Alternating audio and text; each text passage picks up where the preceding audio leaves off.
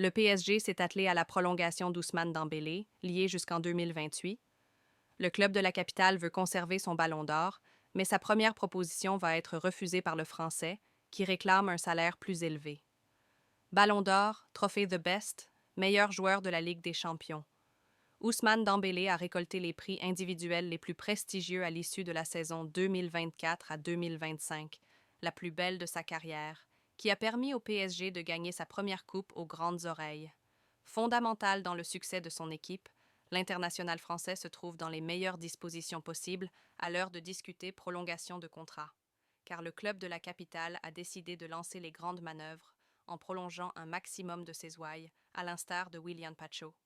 Avec toujours la volonté de garder une certaine mesure dans sa grille salariale, avec une grande part de variables. Cela n'a pas convaincu Gianluigi Donnarumma l'été dernier, finalement parti à Manchester City après l'échec des négociations avec le PSG.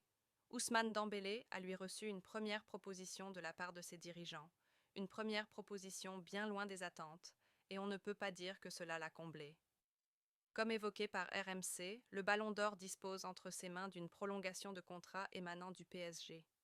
Selon nos informations, l'offre tourne autour de 30 millions d'euros par an. Or, c'est près du double qui est réclamé par le clan Dembélé.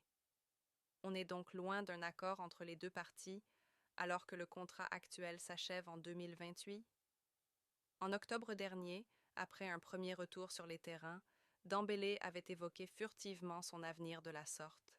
Je me sens bien, je retrouve mes sensations petit à petit. Tant que j'ai faim, je serai au PSG. Je suis content de fêter mon 100e match avec le club avec un but. J'espère continuer sur cette lancée. Sa lancée a été interrompue durant le mois de novembre et le PSG prend un maximum de précautions pour éviter les rechutes de son ballon d'or. Il a démarré l'année 2026 avec une titularisation face au Paris FC le week-end dernier, puis une autre face à l'OM en Trophée des Champions hier, où il a ouvert le score d'un subtil lob. Il espère bien vivre une seconde partie de saison aussi réjouissante que la dernière, sur tous les plans. Reste à savoir s'ils seront les mêmes que ceux du PSG.